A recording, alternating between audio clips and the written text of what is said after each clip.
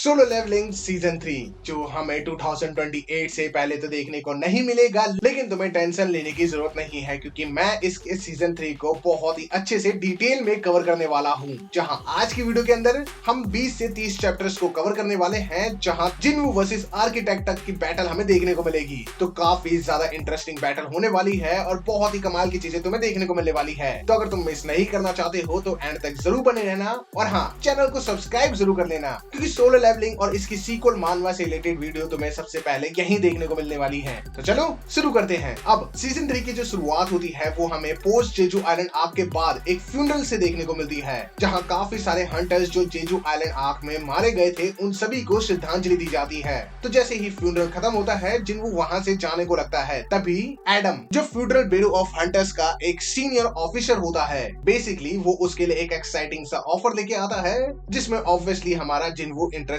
नहीं होता है। तो वो तो फुल उसे इग्नोर करने के मूड में होता है, लेकिन तभी एडम जिन्वू को अपग्रेडर के बारे में बता देता है, बेसिकली जो किसी को भी अवेकन कर सकते हैं। अब जिन्वू इंटरेस्टेड हो जाता है तो एडम उसको कॉर्नर के पास लेके जाता है जो फ्यूडरल ब्यूरो के अंदर डिप्यूटी डायरेक्टर होता है, और वो जिन्वू को अमेरिकन सिटीजन बनने का ऑफर देता है। लेकिन जिन्वू को इसमें इंटरेस्ट नहीं होता है, वो तो सिर्फ यहाँ पे आया था अपग्रेडर के बारे में जानने के लिए कि क्या ऐसा सच में पॉसिबल है भी कि नहीं। तो कॉर्नर तभी जिन्वू को नॉर्मा सिल्नर नाम की एक लेडी से इंट्रोड्यूस करवाता है, and she is the only person in the whole world who can awaken someone. लेकिन अभी भी जिन्वू को बिलीव नहीं हो रहा था। देन शी एक्सप्लेन्स कि ये चीज 3 स्टेप्स में की जाती है, जहां वो किसी भी अवेकन हंटर को उसके ट्रू पोटेंशियल तक पहुंचा सकती है, मतलब उसकी पावर को 20 से 30% तक इंक्रीज कर सकती है, जो बहुत ज्यादा होती है। कि तभी कॉर्नर अपनी पहली चाल चल देता है ताकि वो जिन्वू को बेट दे सके। बेसिकली वो फर्स्ट स्टेप को अभी स्टार्ट करने के लिए बोल देता है, क्योंकि एक बार जिन्वू को पावर की लालच मिल जाए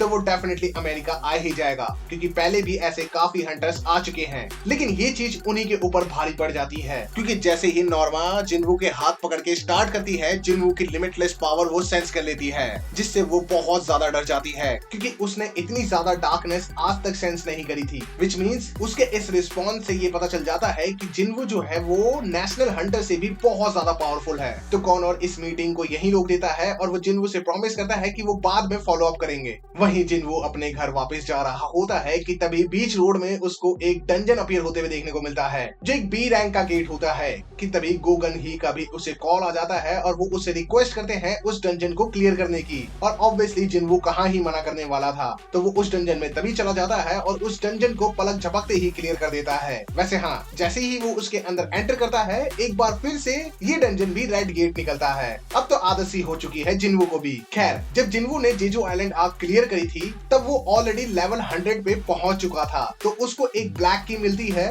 जिससे वो कार्टेन टेम्पल के अंदर दोबारा जा सकता है, मतलब वही जगह जहां से ये सारी चीजें शुरू हुई थी। लेकिन उस चाबी को यूज करने के लिए उसे थोड़ा सा रुकना पड़ेगा, क्योंकि अभी भी टाइम बाकी था। तो अभी जो उसने बी रैंक का गेट क्लियर किया था, वहां से वो बहुत सारे स्टोन्स इकट्ठे कर लेता है, जो जाके वो जिन्हो को दे देता है ताकि गिल्ड के बाकी सारे काम वो मैनेज कर सके, क्योंकि ऑब्वियसली वो दोनों मिलके तो इस हंटर गिल्ड को नहीं चला सकते हैं, और ये अलाउड भी नहीं होता है। उन्हें कम से कम 3 मेंबर्स तो चाहिए ही होते हैं, मतलब उन दोनों के अलावा एक और। कि इतने में ही चाहे हिन वहां आ जाती है और जिन्वू से उसके गिल्ड को ज्वाइन करने की रिक्वेस्ट करती है, जो ऑब्वियसली जिन्वू को नहीं समझ में आ रहा होता है। क्यों? जिन्वू के गिल्ड को ज्वाइन करने की वजह से उसका बहुत बड़ा नुकसान हो सकता है, क्योंकि ऑब्वियसली जिन्वू उसे अच्छी सैलरी नहीं दे सकता है। दूसरा, उसे अपने प्रीवियस गिल्ड को छोड़ने के लिए पेनल्टी भी पे करनी पड़ेगी। तो आखिर इतने सारे ऑड्स के साथ वो जिन्वू के गिल्ड को ज्वाइन क्यों करना चाहती है, जिसका ऑब्वियसली हमें तो पता होता है रीजन, लेकिन जिन्वू को नहीं पता होता है। तो जिन्वू उसके सामने एक टेस्ट अनाउंस कर देता है, जो अगर वो क्लियर कर देती है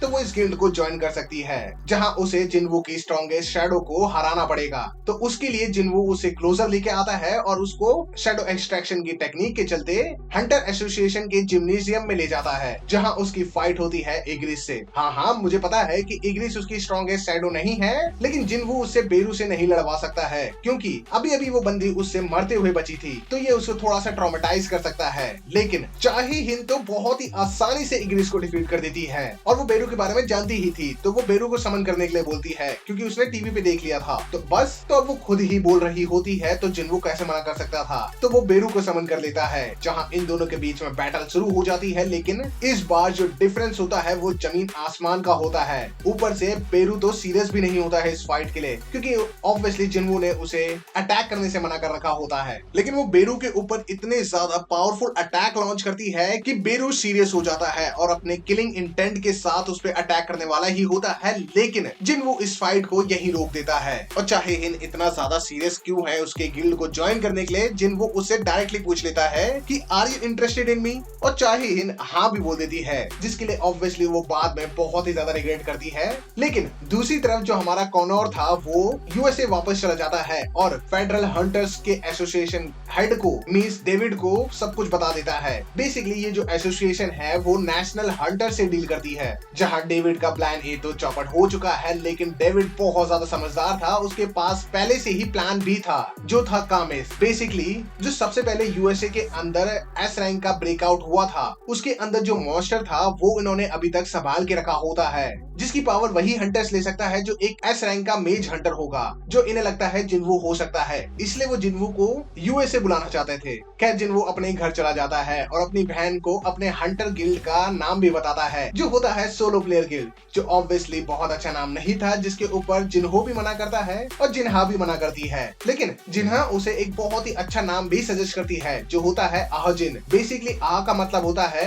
आई एंड जिन का मतलब होता है टू मूव फॉरवर्ड, जो उसने अपने नाम को फेरबदल करके बनाया था। लेकिन हाँ जिन्हू को ये नाम पसंद आता है तो वो अपने गिल्ड का नाम यही रख देता है, जिसपे जिन्हू भी एग्री कर जाता है। और तभी पाक जोंगशो जो नाइट गिल्ड का प्रेसिडेंट है वो जिन्हू से अलायंस बनाने के लिए आता है। बेसिकली एक बहुत ही बड़ा गेट अपीयर होता है जिसको नाइट गिल्ड क्लियर करना चाहता है। नाइट गिल्ड के पास सबसे ज्यादा ए रैंक के हंटर्स होते हैं, लेकिन इनके पास कोई भी एस रैंक का हंटर नहीं होता है, जिस वजह से इनको परमिट नहीं मिल सकता है, क्योंकि एटलीस्ट इनके पास एक हंटर तो होना ही चाहिए। इसलिए ये जिन्वू के पास आए हैं, क्योंकि एक हंटर अगर एस रैंक का ये लेते हैं तो इन्हें अपने प्रॉफिट में से 10% उसे देना होगा। लेकिन ये जिन्वू को 20% ऑफर करते हैं। बट तुम जानते हो जिन्वू बहुत ज्यादा स्मार्ट है, तो वो अब खुद एक गिल्ड है, तो वो 50-50 पे डील करता है। अब डील इतनी फायदेमंद नहीं होती है, लेकिन पाक जोंगशो मान जाता है क्योंकि ये रेड बहुत खतरनाक होने वाली थी। तो वो जिन्वू से एक और डील करता है कि उसे उसके बॉस से लड़ना पड़ेगा। ऑब्वियसली ये जिन्वू के लिए कोई बहुत बड़ी बात है नहीं, तो जिन्वू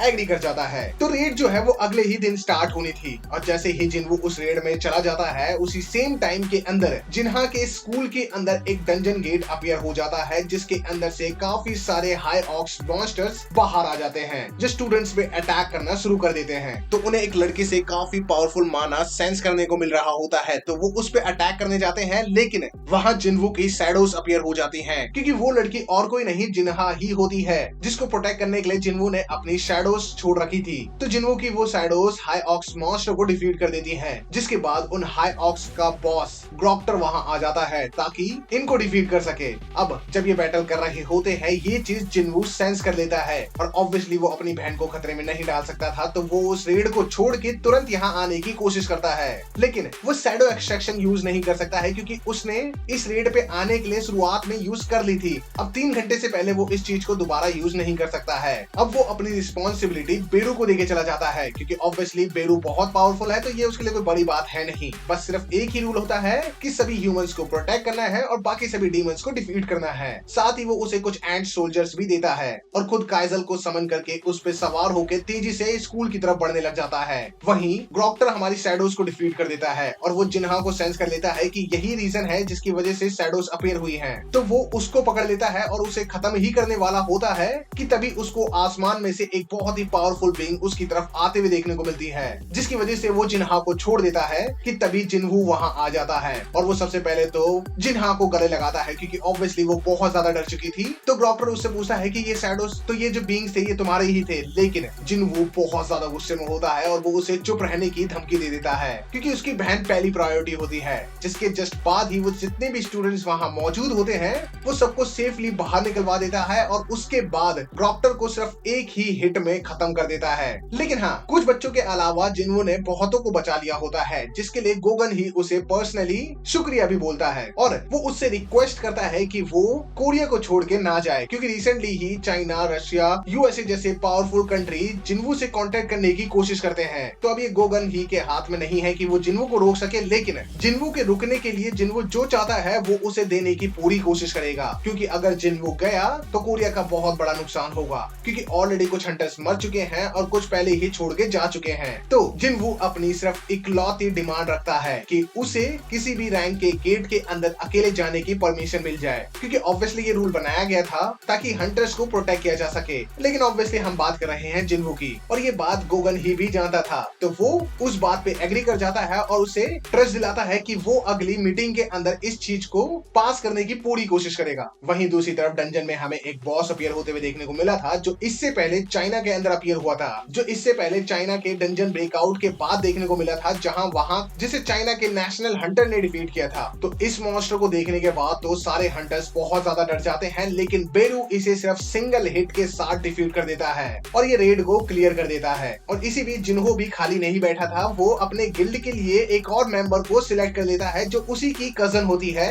और वो जिन्हो की कंडीशन के हिसाब से परफेक्टली मैच होती है। खैर एक मीटिंग ऑर्गेनाइज की जाती है जहां गोगन ही इस बात को रखता है और बहुत सारे लोग विद्रोह करने की कोशिश करते हैं, लेकिन गोगन ही सभी को कन्विंस कर देता है। जिसके बाद जिन्हो की पहली रेड एक ए रैंक के गेट में होती है जहां जिन्हो और जिन्हो जाने वाले थे, लेकिन एज अ फर्स्ट रेड उसके साथ एक सुपरवाइजर को भेजा जाता है ताकि इस रूल का इम्प्लीमेंटेशन सही है कि नहीं ये चेक किया जा सके, जो और कोई नहीं जिनचुल होता है। अब जिनचुल को जिन्हो के बारे में ऑलरेडी बहुत कुछ पता था, लेकिन फिर भी वो इस रेड में बहुत ज्यादा सरप्राइज होता है क्योंकि जिन्हो अकेले ही सारे हंटर्स का काम कर रहा होता है। साथ ही इस रेड का जो बॉस होता है एक सी बीस्ट होता है, जिसे जिन्हो बहुत ही आसानी से डिफीट कर देता है और उसे भी अपनी शैडो बना लेता है, और उसका नाम रखता है जिमा, जो एक इलाइट नाइट की शैडो होती है। अब इसी के बीच में हमें एक साइड स्टोरी दिखाई जाती है कि जापान के अंदर एक एस रैंक का गेट अपीयर हो चुका है, जिसे ऑब्वियसली क्लियर करने के लिए उनके पास उतने एस रैंक के हंटर्स नहीं होते हैं, क्योंकि जेजू आइलैंड आर्क में उनके 7 एस रैंक के हंटर्स मारे जा चुके हैं। तो वो बाहर के हंटर से हेल्प लेते हैं, जिसमें उनकी पहली प्रेफरेंस होता है ऑर्लोफ, लेकिन वो बहुत ही ज्यादा हाई डिमांड करता है। मींस वो इस रेड को क्लियर करने के लिए 3.2 बिलियन पैसे मांगता है, जो ऑब्वियसली बहुत ज्यादा है, लेकिन जापान के पास और कोई चारा भी नहीं होता है। वहीं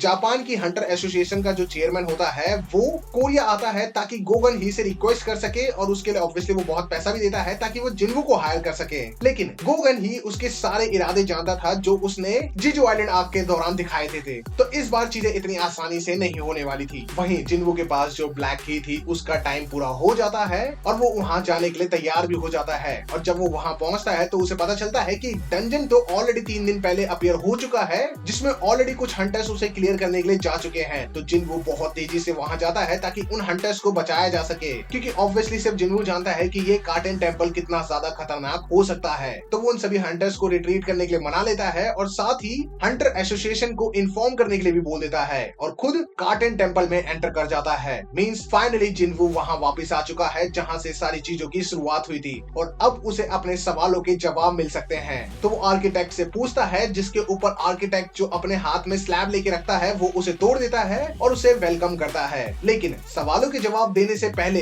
वो एक टेस्ट अनाउंस कर देता है, जिसके एंड में अगर जिन्हो बचा रहा तो वो उसके सारे ही सवालों के जवाब दे देगा। लेकिन जिन्हो इस बैटल के दौरान में कोई भी शैडो यूज नहीं कर सकता है, वो शॉप से कुछ भी परचेज नहीं कर सकता है, इवन वो अपने स्किल सेट को बढ़ा नहीं सकता है। मींस उसको अपनी रॉ स्ट्रेंथ को यूज करके ही सब कुछ करना पड़ेगा। अब आर्किटेक्ट अपने सारे ही स्टोन बीस्ट को जिन्हो पे अटैक करवाना शुरू कर देता है, जिसे जिन्हो एक एक करके डिफीट करना शुरू कर देता है। कि तभी जो हमें गॉड स्टोन देखने को मिलता है, जिसकी वर्शिप करने का रूल होता है, वो खड़ा हो जाता है और वो जिन्हो के ऊपर अटैक करता है। तो अब जिन्हो उसके ऊपर जो पहला अटैक करता है उसका कोई असर नहीं होता है, ऊपर से उस गॉड स्टोन के अटैक से जिन्हो के ब्लीडिंग होना शुरू हो जाती है, लेकिन जिन्हो उसे डिफीट कर ही देता है। तो अब आर्किटेक्ट उसके लिए ताली बजाना शुरू कर देता है, जिसपे जिन्हो उसे बोलता है कि जैसा तुमने प्रॉमिस किया था अब तुम मुझे सारे सवालों के जवाब दोगे, लेकिन टेस्ट अभी खत्म नहीं हुआ था। अब आर्किटेक्ट से उसे बैटल करना पड़ेगा, और वो भी सिर्फ उसको 10 मिनट में ये बैटल खत्म करनी पड़ेगी, वरना उसका जो हार्ट है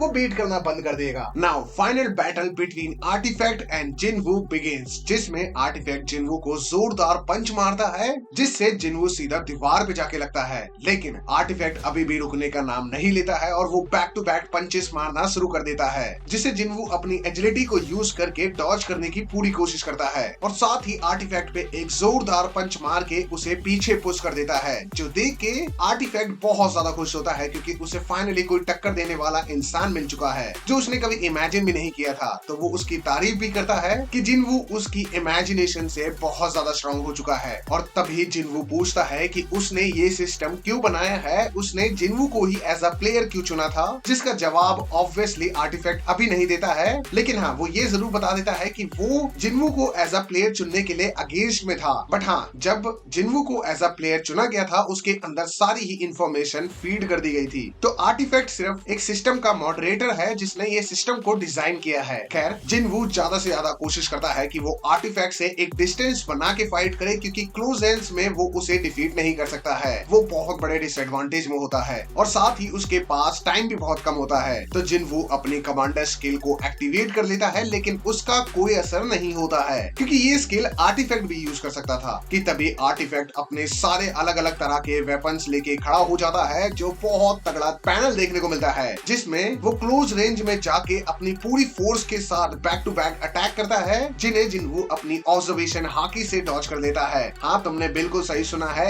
इस टाइम पे जिन्वू इतना फास्ट हो जाता है कि उसको सारे अटैक सेंस होने लगते हैं। तो ये देख के आर्टिफैक्ट को बहुत ज्यादा गुस्सा आती है कि वो इतना स्ट्रॉन्ग कैसे हो चुका है। साथ ही जिन्वू उसके ऊपर अटैक भी कर देता है और उसकी फिजिकल बॉडी के ऊपर डैमेज भी पहुंचाना शुरू कर देता है, जबकि ये उसकी रियल बॉडी होती भी नहीं है। तो अब आर्टिफैक्ट को लगने लगता है कि वो इस बैटल को हार रहा होता है, तो वो अपने सभी स्टोन सोल्जर्स को एक बार दोबारा खड़ा कर देता है, जो सभी जिन्वू को घेर लेते हैं। लेकिन जिन्वू अपनी एजिलिटी को यूज करके बहुत तेजी से सबको डिफीट कर देता है। क्योंकि टाइम बहुत कम होता है उसके पास, तो वो तेजी से आर्टिफैक्ट के ऊपर अटैक करता है और उसे सीधा जमीन पे गिरा देता है। और इसी के साथ जिन्वू ये बैटल जीत जाता है। तो उसे मारने से पहले जिन्वू उससे पूछता है कि तुम मेरे सारे सवालों के अब जवाब दोगे, जिसपे आर्टिफैक्ट उसे बताता है कि जवाब तुम्हारे ही अंदर है। और उसी टाइम पे उसके पास एक और नोटिफिकेशन आती है कि रिट्रीव द मेमोरी, जिससे उसे सारी मेमोरीज का एक्सेस मिल सकता है। तो ऑब्वियसली जिन्वू यस कर देता है, जिससे जिन्वू एक बैटल फील्ड में पहुंच जाता है जहां बहुत सारे बीस्ट, मतलब अब तक जितने भी बीस्ट से उसने फाइट करी है वो सारे ही कुछ सिल्वर सोल्जर से बैटल कर रहे होते हैं, जिसमें ऑब्वियसली सिल्वर सोल्जर्स जीत रहे होते हैं। कि तभी जिन्वू को एक आवाज सुनाई देती है, अराइज, जिसके बाद जितने भी मॉन्स्टर मर चुके थे वो सारे ही शैडोज बन जाते हैं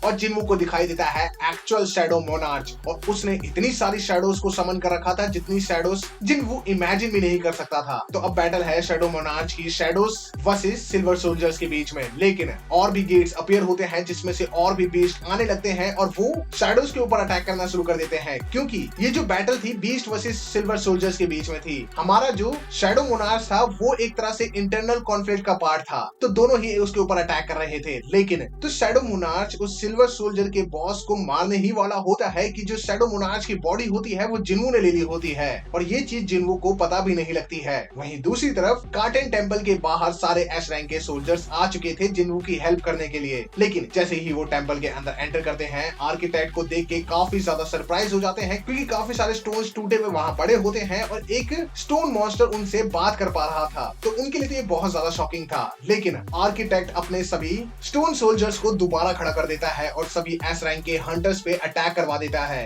क्योंकि बेसिकली ये जो प्रोसीजर पूरा हो रहा है आर्किटेक्ट के हिसाब से ये शैडो मोनार्च को रीइंकारनेट करने के लिए हो रहा था। तो वो नहीं चाहता है कि उसके किंग की वापसी में कोई भी दखलंदाजी करे, इसलिए वो सभी को मारने के लिए तैयार हो जाता है। क्योंकि ऑब्वियसली जितने भी एस रैंक के हंटर्स वहां पे मौजूद थे, इवन जिनचुल, उनके किसी भी अटैक का असर इन स्टोन मॉन्स्टर्स के ऊपर नहीं हो रहा था। तो जोंगचा चाहे हिन को जिन्वू को उठाने की जिम्मेदारी दे देता है, क्योंकि जिन्वू एक जगह पे फ्रीज होके खड़ा हुआ था। तो ऑब्वियसली अगर उन्हें ये बैटल जीतनी है तो उन्हें जिन्वू की मदद चाहिए ही, और खुद उन मॉन्स्टर से लड़ना शुरू कर देते हैं। तो जैसे ही चाहे हिन जिन्वू की तरफ बढ़ रही होती है, आर्किटेक्ट उसके ऊपर अटैक करना शुरू कर देता है, जिसमें से कुछ अटैक को वो ब्लॉक कर देती है और कुछ को डॉज कर देती है। लेकिन आर्किटेक्ट जितनी वो स्ट्रॉन्ग नहीं है, तो आर्किटेक्ट उसे खत्म ही करने वाला होता है कि इतने में ही जिन्वू होश में आ जाता है और वो आर्किटेक्ट के ऊपर एक सिंगल अटैक करता है और उसको सीधे जमीन पे गिरा देता है। तो ये देख के आर्किटेक्ट बहुत ज्यादा शॉक हो जाता है कि जिन्वू के पास ब्लैक हार्ट होने के बाद भी शैडो मोनार्च वापस क्यों नहीं आ पाए हैं और जिन्वू अपना कॉन्शियसनेस कैसे मेंटेन कर पाया है। लेकिन ऑब्वियसली जिस सिचुएशन में वो नीचे पड़ा हुआ था वो जिन्वू से सवाल जवाब नहीं कर सकता है।